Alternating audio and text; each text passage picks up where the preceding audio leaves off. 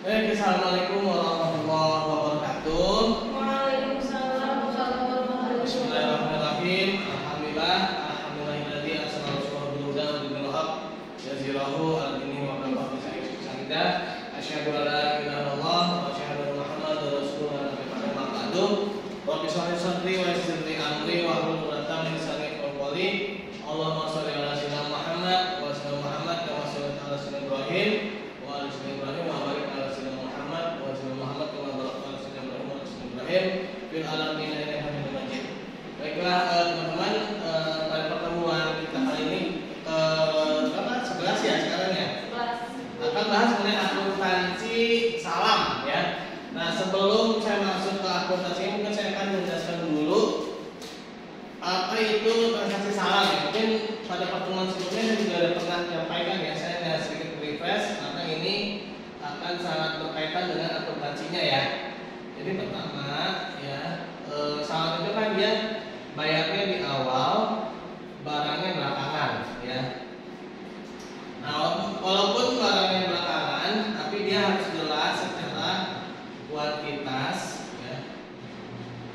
Kualitas, terus waktu penyerahan ya. Waktu penyerahan kapan, tempat penyerahannya kapan ya. Waalaikumsalam. Tempat penyerahannya kapan ya. Nah, harus jelas dari 4 ini ya. Nah, nanti ya, kuantitas dan kualitasnya harus jelas. Berarti apa? Ada kemungkinan nanti di saat penyerahan ya, ada kemungkinan kualitas terutama ya. Kalau kualitas mungkin bisa di ini ya, bisa diterka ya kalau kualitas ya. Tapi kalau kualitas barang nih ya, nanti di saat waktu penyerahan itu ini ada kemungkinan yaitu pertama kemungkinan barang tidak sesuai ya. Barang tidak sesuai ya, dengan apa ya ketika dipesan ya. Nah, tidak sesuai itu apa? Bisa lebih baik ya. Ya bagus-bagus kalau memang lebih baik. Nah, atau ini lebih buruk ya. Lebih buruk. Nah, ketika kondisi lebih buruk nanti kita akan lihat bagaimana perlakuannya ya. Nanti apakah di reschedule waktunya ya, atau nanti ada dibatalkan transaksinya ya. Nah, ya atau dikembalikan ya. Nah, nanti ketika dikembalikan itu ada beberapa cara ya, yaitu adalah adanya pencairan jaminan ya. Jadi saat ini karena barangnya belakangan, ada kemungkinan nanti di saat ini ada orang atau ada jaminan ya dari si petaninya ya, atau dari si biasanya kan kebun atau petani ya yang melakukan transaksi terhadap si pemodal ya. Nah, ini yang harus kita ketahui dulu di saat kita akan mempelajari akuntansi salam ya. Nah, pada slide yang ada yaitu sebenarnya dan termasuk yang saya jelaskan ya, ini hanya dengan bahasa textbooknya lah ya. Karena kalau bahasa textbook ini kadang-kadang jelimet gitu misalnya itu terlalu ribet lah gitu ya. Sini ini ya, di sini. Ya. Nah, ini kan salam ada jual beli muslamfih atau barang pesanan dengan pengiriman ya di kemudian hari kan, pengiriman di kemudian hari ini satu kalimat ini ya. Ini sebenarnya nih ya. Nah, ya. Kemudian hari oleh Islam nilai penjual dan pelunasannya dilakukan oleh pembeli pada saat akad disepakati sesuai dengan syarat-syarat tertentu ya kan. Nah, ini syarat-syarat tertentunya ini kualitas penyerahan dan tempat penyerahan ya. Nah, karakteristik salam, lembaga konseling diberikan sebagai pembeli ya. Nah, saja ini posisinya di sini adalah lembaga bank syariah atau istilah itu biasanya bank syariah ya. Nah, berapa sih selalu identik ya kalau ngomong ekonomi syariah atau dari syariah selalu diidentikan dengan bank syariah gitu ya. Padahal kan sebenarnya yang namanya ekonomi syariah itu bukan cuma bank syariah ya. Bahkan kalau sekarang ini yang diperlukan itu adalah pengusaha syariah ya, yang mana memang bisa benar-benar saling melengkapi lah ya. Banknya kan nggak ada, lalu tinggal pengusahanya gitu ya. Nah, kalau di sini adalah bank ya, adalah bank, ada jadi dia itu bersifat nggak langsung gitu ya. Kan kalau ini kan gini, apa namanya? Ini kan investor ya kan, investor. Ini kan ini bisa petani ya, ini bisa apa namanya atau apa yang perkebunan ya, pemilik perkebunan ya. Nah, ini kan dia apa? Langsung ya, ini langsung nih ya. Nah, tapi kan kalau ada banknya ya, bank itu kan dia nggak mungkin dong, masa iya bank buat apa coba beli, misalkan nih bank beli mangga gitu ya, sampai apa berkilo-kilo gitu kan. Ini juga investasi ini kan dia juga nggak beli apa namanya, cuma beli satu butir mangga kan, pasti ketika dia investasikan misalkan beli mangga pasti itu sampai berton-ton gitu ya. Nah, buat apa bank beli buah apa namanya sampai berton-ton atau sampai berkuintal-kuintal gitu ya? Apa bank mau jualan mangga kan nggak mungkin juga. Pastinya apa? Pastinya di sini ada lagi siapa? Nah, di sini ada yang apa namanya? Nah, di sini pastinya ada yang namanya pemodal ya, pemodal awal.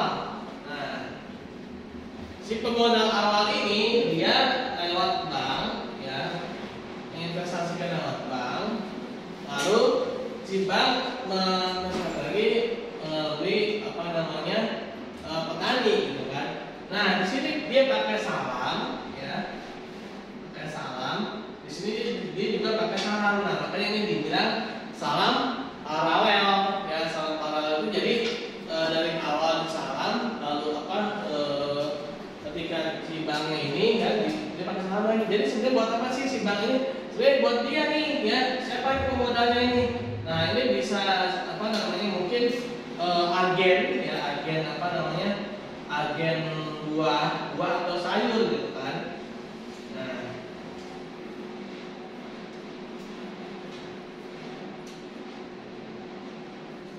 Nah, ini salam paralel nih ya. Nah, salam paralel dapat dilakukan dengan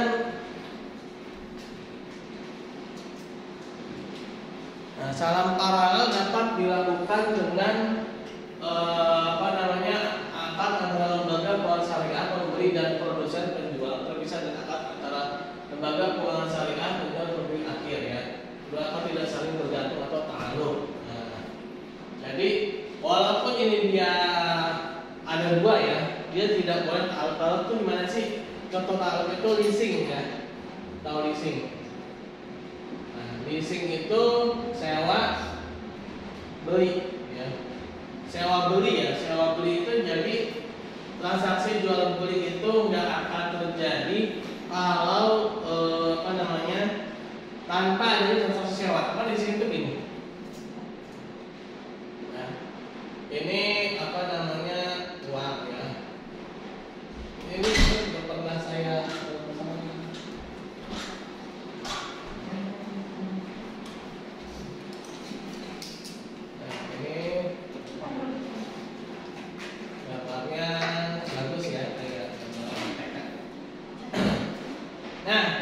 di saat di awal sini ini dia apa? Sewa ya. Nah, di akhir ini jual beli. Nah, transaksi jual beli ini tidak akan terjadi tanpa transaksi sewa menyewa. Nah, ini namanya ta'alluq ya. Ta'alluq ya, bukan ta'aruf, beda ya. Ta'alluq ya. Kalau ta'aruf kenalan ya, tak kenal maka ta'aruf ya.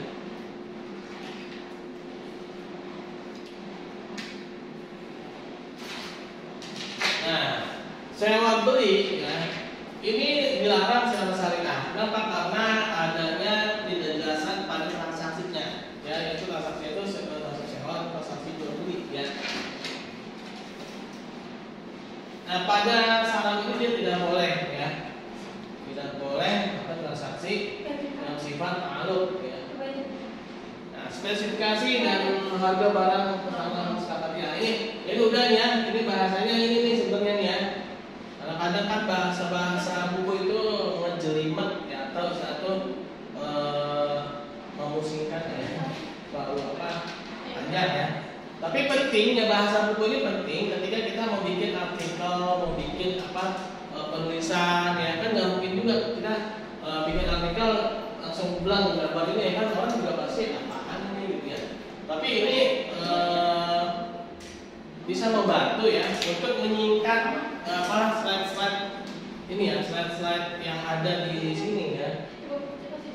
Alat pembayaran harus diketahui jumlahnya kan, harganya ya, harga segala macamnya harus jelas ya. Transaksi salam cuma karena pembeli ya. Nah, langsung aja lah kita akuntansi untuk pembeli. Nah, ini ada pembeli awal atau pembeli akhir nih. Nah, piutang salam jadi pada saat modal usaha salam diberikan atau dialihkan. Modal usaha salam dapat berupa kas dan aset non kas. Modal usaha salam dalam bentuk kas itu sesuai dengan jumlah. Ini teori banget ya, kita langsung ya. Nah, kenapa di situ piutang salam ya pada kas? Kenapa? Karena barangnya belum ada ya, makanya jadi piutang ya. Kenapa punya itu piutang salam ya pada kas atau terjual kas ya? Karena barangnya belum ada, jadi itu dia udah ngasih uang ya, tapi barangnya belum diterima ya. Nah, ini ketika awal ya, jadi masuk uang ya, atau pada penjual. Nah, nilai wajar. Nah, ada namanya nilai wajar. Nilai wajar itu contoh misalkan mangga gitu ya. Mangga itu misalnya sekilo itu lagi nilai wajarnya sekitaran 30.000 gitu kan. Jadi nanti ada nilai wajar, ada nilai buku ya.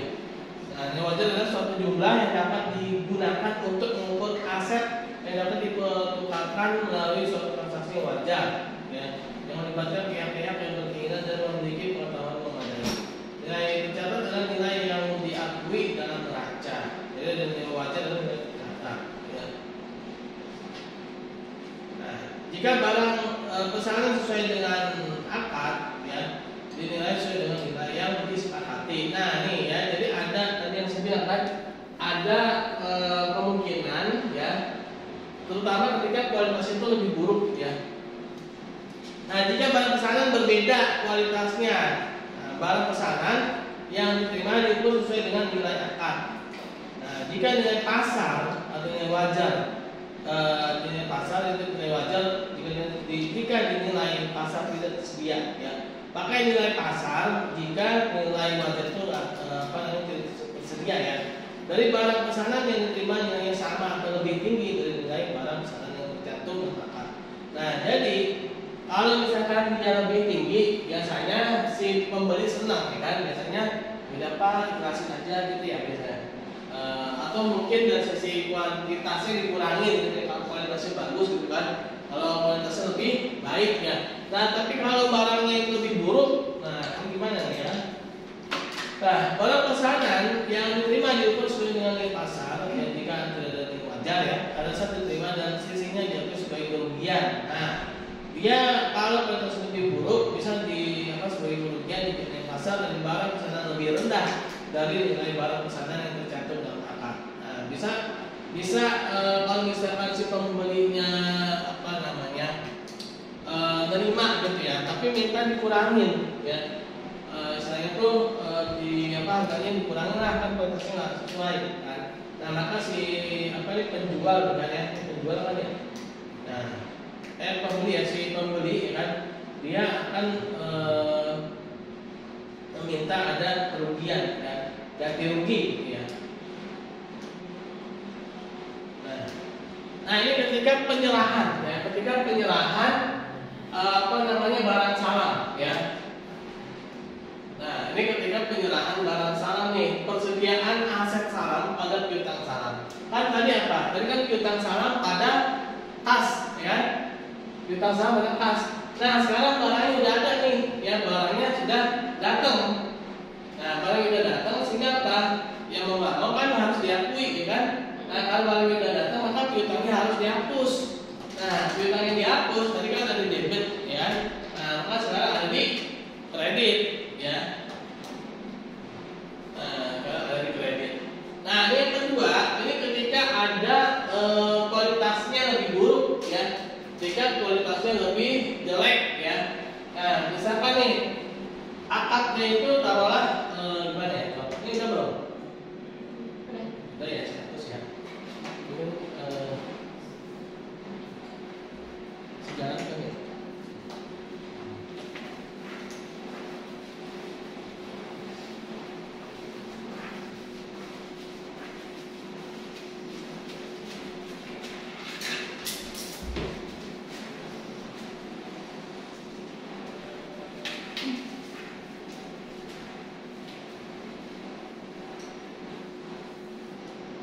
Nah, taruhlah misalkan tadi akadnya itu harga barangnya 10 juta, ya. Nah, piutang salam, ya, pada kas misalkan, ya, senilai akadnya itu 10 juta, tuh. Jadi dia udah ngasih uang 10 juta, ya. Nah, kalau misalkan kondisinya sesuai dengan akad, ya, kondisi sesuai. Maksudnya ini awal, ya. Nah, ini kondisi sesuai, ya. Ini misalnya bagus, kan kayak dokter nggak jadi, ya. Nah, maka persediaan aset salam, ya. Persediaan aset salam, ya, pada piutang salam, ya. Piutang senilai 10 juta, ya. Nah, ingat bahwa ini adalah akuntansi syariah tapi bank, ya. Artinya apa nih? Tahu nggak teman-teman? Sini ada kata-kata persediaan aset salam. Berarti ini si bank, ya, dia lagi nyimpan aset salam. Nanti nih ada pembeli akhir, berarti ada salam paralel itu nanti tuh ada ini apa namanya konsumen yang benar-benar beli, ya.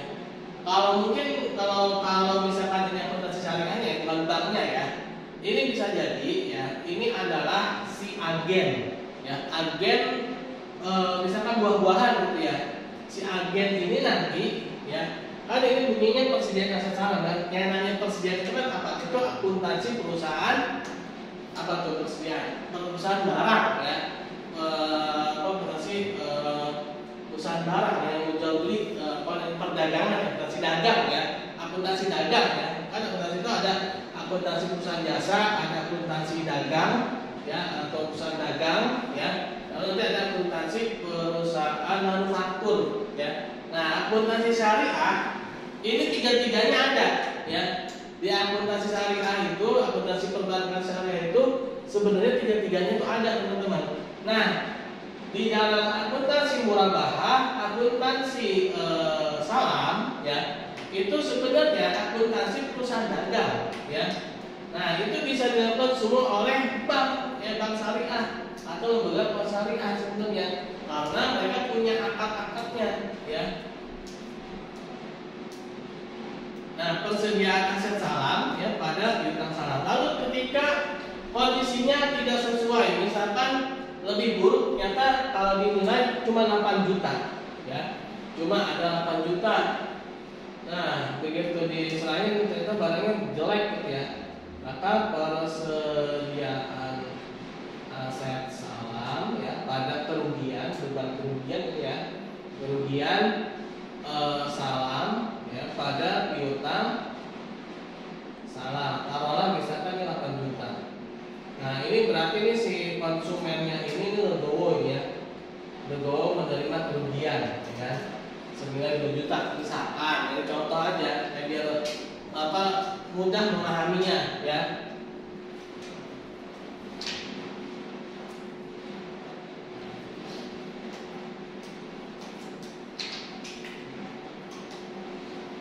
Kalau XX ini kan kadang-kadang kita bingung maksud apa XX ini.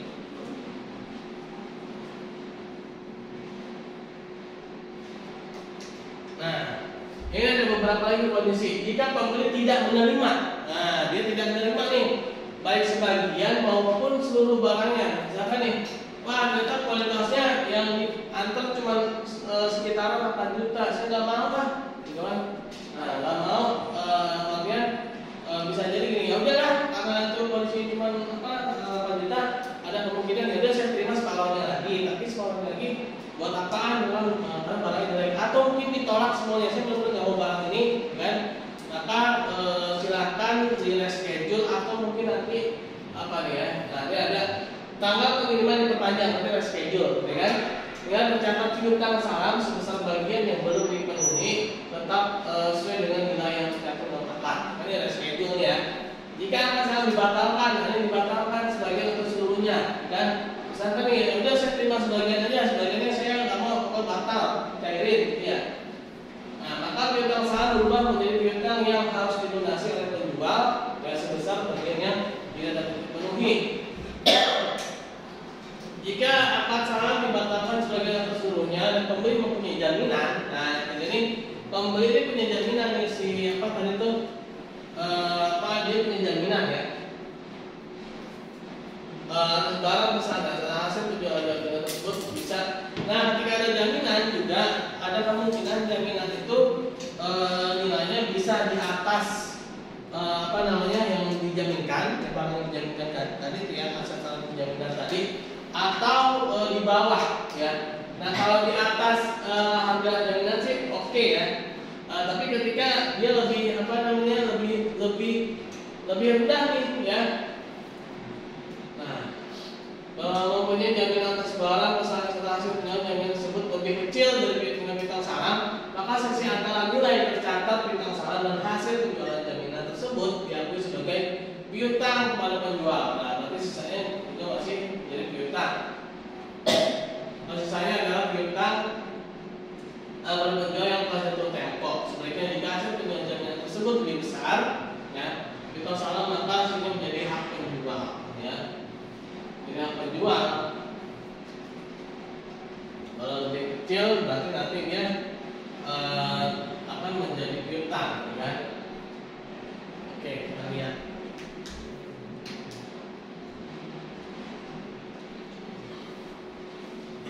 Nah, ini kan ketika kondisi normal ya. Nah, ini awalnya ini persediaan aset salam, piutang salam, kan? Persediaan salam pada penjual pada piutang salam, ya. Nah, ini ketika ada penjualan jaminan, dia lebih kecil, ya. Nah, kalau ini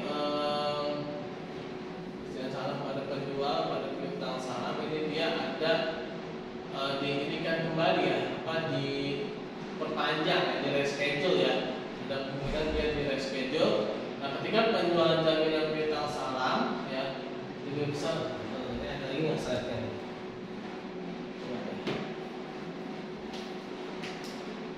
Nah, ini penjualan jaminan lebih besar bagi penjual pada piutang salam ya.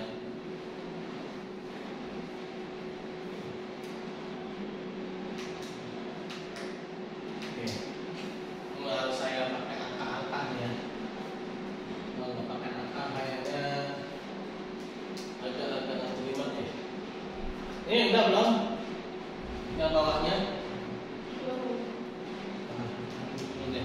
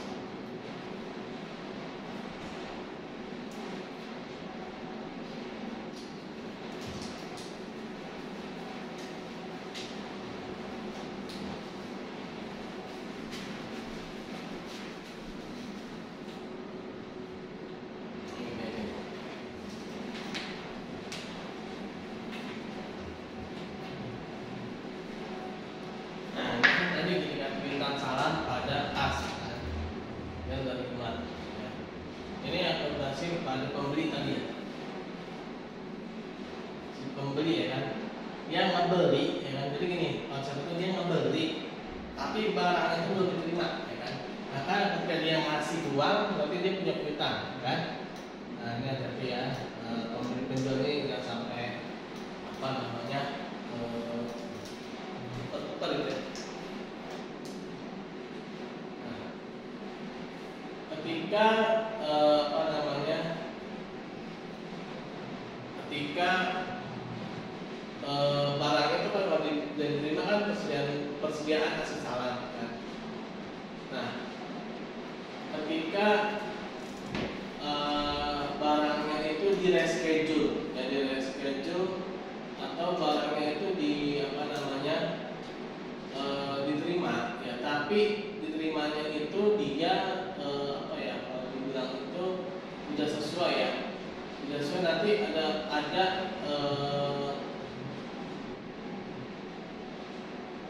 jadi itu ada barang yang apa namanya yang sendiri itu belum diterima gitu kan.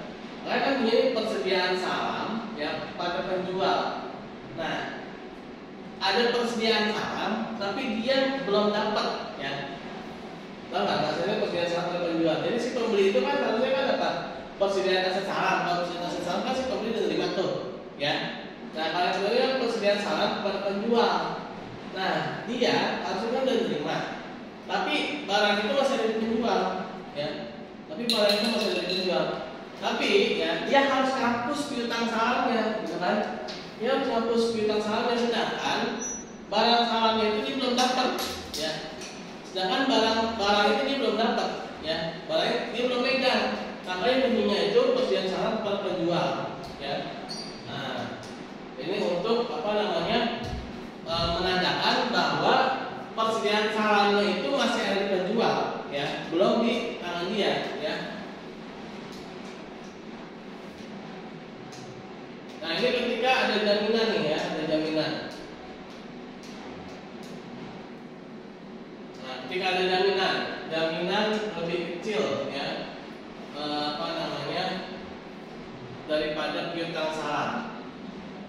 Nah, kalau ini kan dia yang pasti dia reschedule kan, apa namanya di reschedule atau di apa dibatalkan ya, tapi dia belum terima, kan dia belum terima, tapi dia harus apa namanya hapus piutangnya. Nah kalau ini dia reschedule nih kan, nah dia menjual jaminan, kan dia menjual jaminan ya, misalkan jaminannya itu seharga apa atau mungkin lebih rendah ya, lebih rendah daripada apa piutangnya ya. Persediaan salam kepada penjual pada piutang salam. Ini misalkan nih sebagian nih ya. Ini ada sebagian barang mungkin yang apa diterima ya oleh si pembeli, tapi ada sebagian lagi yang ditolak ya kan. Misalkan dia terimanya cuma 5 juta, itulah dia terima apa namanya modal itu cuma separuhnya aja. Tapi sebagian itu nanti dicairkan ya apa itunya apa jaminannya ya. Maka ditulisnya di sini ya, ditulisnya persediaan ini jaminan sebagian ya, jaminan sebagian. Nah, pertama persediaan ya, sediaan aset salam misalkan 5 juta ya. Ini digabungkan ya atasnya ini mana sih? 5 juta ya. Nah, lalu persediaan salam kepada penjual ya. Persediaan salam kepada penjual ya, 5 juta. Lalu sisanya adalah piutang salam ya, sebesar 10 juta. Nah ini sebenarnya jurnal ini ya, ini adalah gabungan ini dengan yang paling atas ya, dengan yang paling atas. Nah jadi kayak gini ya, sebenarnya sih bisa aja, misalnya persediaan aset salam, piutang salam 5 juta, 5 juta, persediaan salam kepada penjual 5 juta, piutang salam 2 juta, kan bisa aja kayak gitu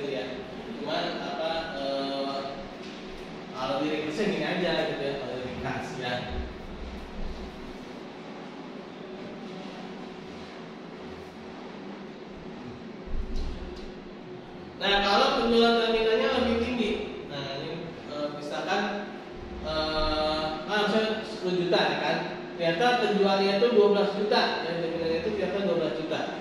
Nah, maka apa? Kas ya senilai 12 juta. Kan? Nah, masukin ke rekening si penjual, kan? Penjual atau aset si penjual sebenarnya ya. Rekening penjual atau kewajiban si pembeli itu kan senilai 2 juta. Ya. 2 juta ya. Lalu piutang sahamnya kan 10 juta ya kan? 10 juta ya.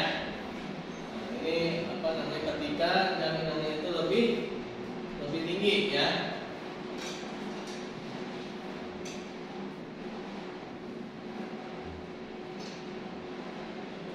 Nah, pembeli dapat mengenakan denda pada penjual, denda yang boleh dikenakan pada penjual yang mampu. Nah, jadi kalau misalkan si penjual ini sebenarnya dia mampu nih buat apa menjadikan yang misalkan nih mangga harum manis, sebenarnya si penjual ini bisa nih menjadikan barang mangga yang dijualnya ini buah ini sesuai dengan kualitas, tapi si penjual malas apa namanya saya ngumpuk apa ini atau mungkin dia sengaja beli pupuk yang lebih murah daripada yang diperjanjikan ya, sehingga barang yang diserahkan itu nggak sesuai gitu kan.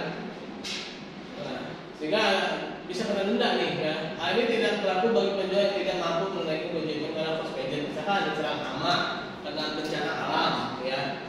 Nah, denda dikenakan jika penjual lalai yang melakukan kewajibannya sesuai dengan akad, dan denda yang diterima diakui sebagai bagian dari dana kebajikan ya. Kalau ini adalah bank syariah, jadi denda-denda pada bank syariah yang diterima oleh bank syariah, ya itu maksudnya bukan pada pendapatan denda, ya.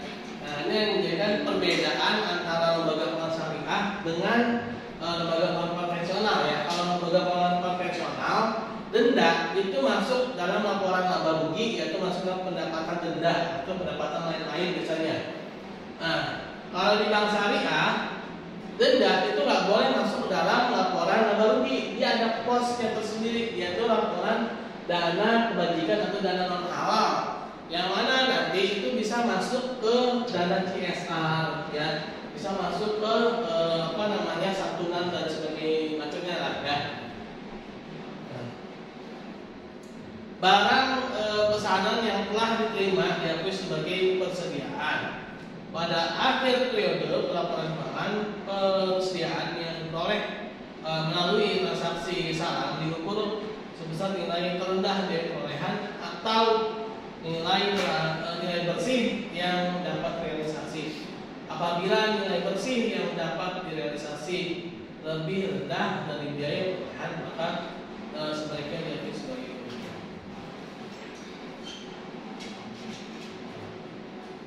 Nah, ini ketika ada denda, ya. Ketika mengenakan denda, yaitu kas pada rekening wadiah. Nah, wadiah di sini ini bukan wadiah tabungan nasabah, ya. Nah, makanya kan wadiah di bank syariah itu sebenarnya macam-macam, ya. Ada wadiah yang domanah, itu tabungan. Ada wadiah yang amanah, biasanya itu berupa barang-barang berharga yang dititipkan oleh nasabah pada bank syariah. Ada lagi wadiah yang ketiga ini adalah wadiah dana kebajikan, ya. Jadi ada denda atau mungkin hasil bersinggungan dengan bank konvensional, ya, seperti ada nasabah transfer dari bank syariah ke bank konvensional, gitu, ya. Nah, itu biasanya biaya transfernya, ya, dimasukkan dalam dana non hal atau dana kebajikan itu, ya. Nah, ini yang selanjutnya adalah kerugian penurunan nilai persediaan barang dagang salah. Lalu penyisihan penurunan nilai persediaan barang salah ini ketika ada penurunan itu, ya, tadi, ya, yang ini. Nah, barang sana yang telah diterima diakui sebagai persediaan pada akhir periode laporan kerugian, ya, laporan keuangan. Perusahaan yang diperoleh melalui transaksi salam diukur sebesar nilai terendah biaya perolehan. Nah, Jadi setiap akhir periode, ya kan, ketika barang sahamnya itu dia belum diserahkan kepada pembeli akhir ya, atau belum terjual istilahnya, itu kan pasti kan kualitasnya turun, ya kan? Pasti buahnya itu ada yang busuk, ya kan? Atau mungkin ada yang jadi kusam, ya. Nah ini berarti ada kerugian penurunan nilai, ya, persediaan barang salam. Nah ini berarti ini ada kerugiannya, ya, ketika barangnya itu masih mengendap, ya, di gudang atau di tempatnya si pembeli itu kan, yang pembeli ini juga pembeli awal ya. Nah lalu sekarang ini adalah akuntansi untuk penjual. Bagaimana sih untuk si penjual? Kan tadi si pembeli dia ngasih apa? Dia ngasih uang, ya kan? Si pembeli berarti punya apa? Piutang. Nah berarti kalau ada piutang, lawannya apa? Utang, ya. Nah nanti tuh lawannya utang. Nah ini ya, kas atau aset non kas, ya. Nah pada utang salam, ya. Nah, ini kan kalau si pembeli kan ini ya. Nah si pembeli kan dia apa? Dia ngasih uang, tapi barangnya belum terima, ya kan? Salam, ya.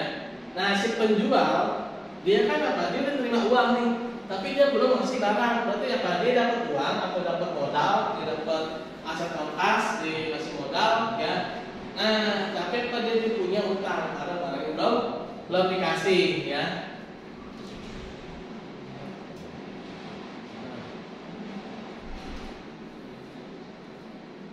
Nah, ini contohnya nih. Kan si bank memesan barang salam dan membayarnya, ya, piutang salam pada kas. Lalu bank menerima barang, ya kan, persediaan barang salam pada piutang salam. Nah, ini ketika apa nih? Ini yang tadi yang jaminan ini ya.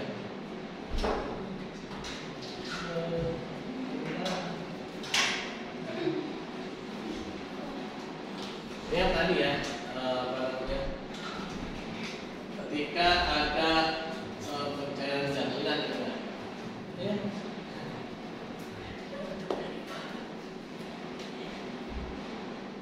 Nah, bank menerima barang pesanan dari supplier dengan barang salam dan piutang salam ini menerima barang. Lalu bank menerima pembayaran, ya. Apabila bank menerima pembayaran lebih besar daripada biaya barang yang dipesan, ya, maka utang salam, ya, persediaan barang salam pada keuntungan salam. Nah, ketika si barangnya ini, ya, barangnya ini dia lebih bagus daripada yang dipesan. Misalkan tadi itu mangga, ya, dia pesan mangga itu yang senilai 10 juta kalau di mata uangkan gitu ya. Ternyata si supplier ini profesional banget gitu ya, sehingga barang yang dikasih itu ternyata nilainya 12 juta, ya, kalau dirupiahkan, kalau jadikan mata uang. Nah maka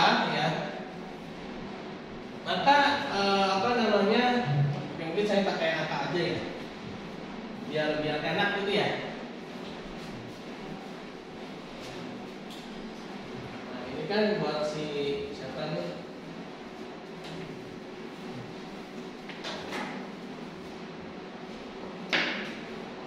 Nah ini kan buat si pembeli, kan, piutang salam pada kas.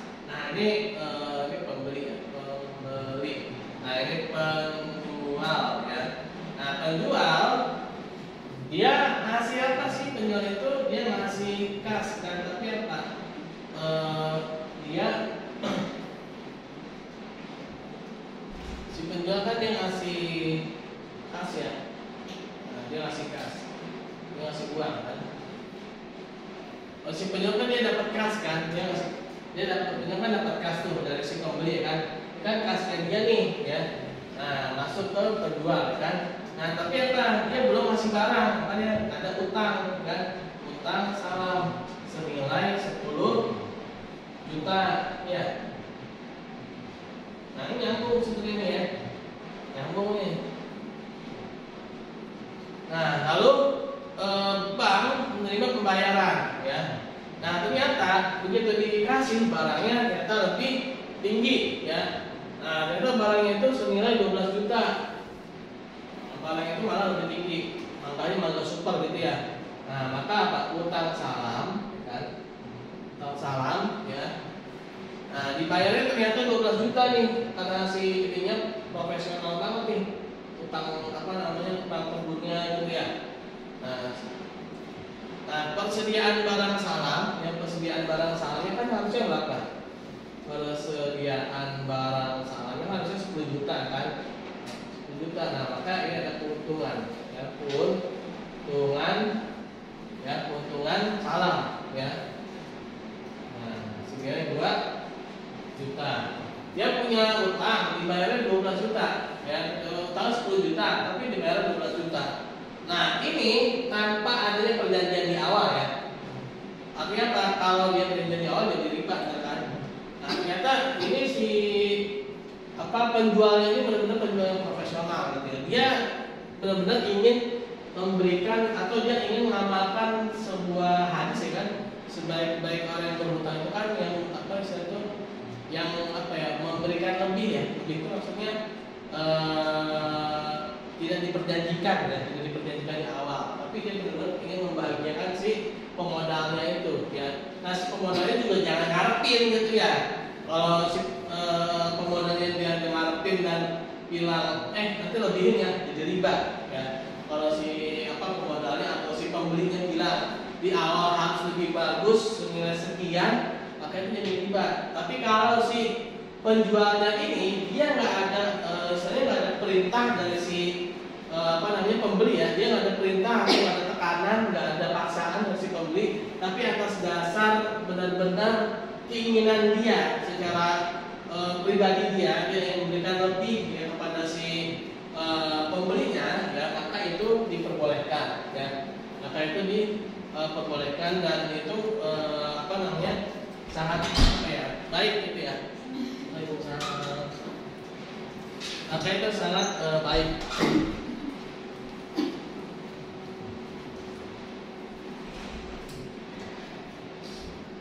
Nah, ketika si bank menerima pembayaran, tapi barang yang dipesan ternyata lebih buruk, ya. Nah, ternyata si penjualnya nggak profesional atau penjualnya mengalami musibah, gitu ya. Nah, maka utang salam pada kerugian salam pada persediaan barang salam, ya. Nah, utang salamnya cuma bisa dilunasi 8 juta. Nah, ruginya 2 juta. Nah, persen barang salamnya 10 juta, ya.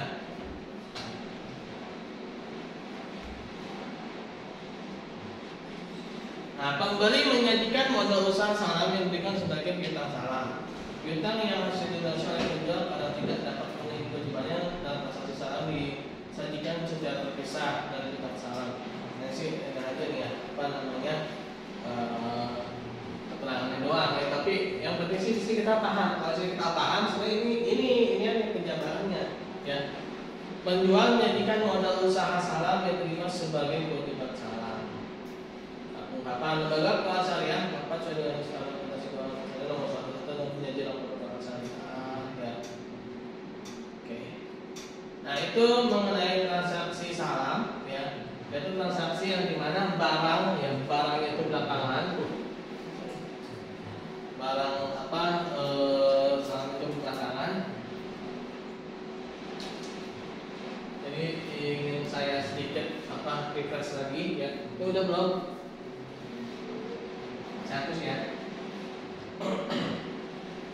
Sebenarnya lebih gampangnya itu gini, ya. Ini saya hapus, boleh? Jangan nangis, ya.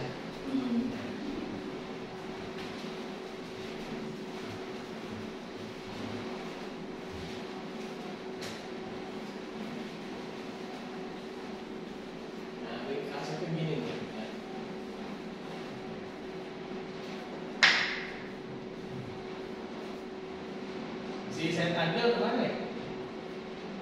Mau datang? Nah, salam kan ini tadi kan rupiah, ini barang, kan? Nah, yang ngasih rupiah siapa? Pembeli, ya. Pembeli ngasih uang, kan? Nah, berarti apa? Pembeli dia ngasih uang, ya. dia ngasih uang. Nah, tapi barang belum diterima, ya. Dia ngeluarin uang, tapi barang belum diterima. Itu apa tuh? Piutang, ya kan? Piutang salam pada kas, ya. Nah, lalu sini ada penjual. Nah, penjual dia menerima uang, tapi dia belum ngasih barang. Nah, dia belum, dia berarti punya apa? Punya kewajiban, kan? Dia dapat uang nih, penjual nih kas, kan? Pada utang, ya. Utang apa? Utang salam. Nah, ketika dari saat uang diberikan sampai dengan barang diserahkan, ya, ada kemungkinan si penjual ngasih jaminan, kan? Tadi, ya kan, jaminan, ya. Nah, di sini jaminan tadi, ya. Nah, ini sih sebenarnya tadi udah, ya. Ini cuma ini aja buat mempermudah kembali pemahaman, ya. Ini ada kemungkinan, kan, jaminannya itu lebih tinggi, ya, lebih tinggi atau lebih rendah nilainya. Nah, ketika barang salam ini diserahkan, kan ada beberapa kemungkinan, ya. Barang bisa jadi sama kualitasnya. Barang bisa jadi lebih baik kualitasnya. Barang bisa jadi lebih buruk, ya, lebih buruk, ya. Nah, kalau sama nggak ada masalah, lebih baik juga nggak ada masalah, ya. Berarti tadi tuh si apa namanya, si pembelinya dia untung, kan? Ya untung, ya, ya. Si pembeli itu dia berarti ada keuntungan. Nah, ketika barang lebih buruk nih, kan ini barang lebih buruk, berarti apa? Ada kemungkinan diterima, diterima. Nah, diterima berarti apa? Si pembelinya rugi, ya, menderita kerugian. Nah, diterima, lalu ada diterima sebagian, ya, terima sebagian dan ditolak sebagian, ya, sebagian, atau ditolak atau dibatalkan, ya, dibatalkan, atau di reschedule, ya, di jadwal ulang, ya. Nah, tadi itu, ya, jadi yang tadi kita pelajari itu sebenarnya di sini nih, ya. Nah, mainannya di sini doang nih, ya.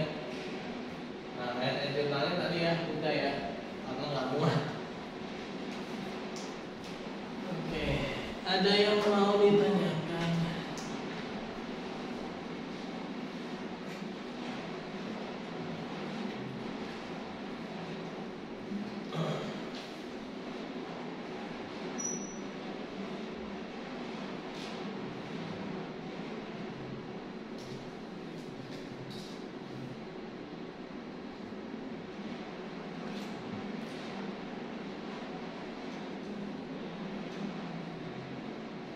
Oke, udah paham atau hampa? Paham atau hampa? Ada yang mau ditanyakan? Cukup, Pak. Cukup? Jawabannya sih sekarang. Oke, kalau memang cukup, kita tutup dengan bacaan hamdalah. Amin dan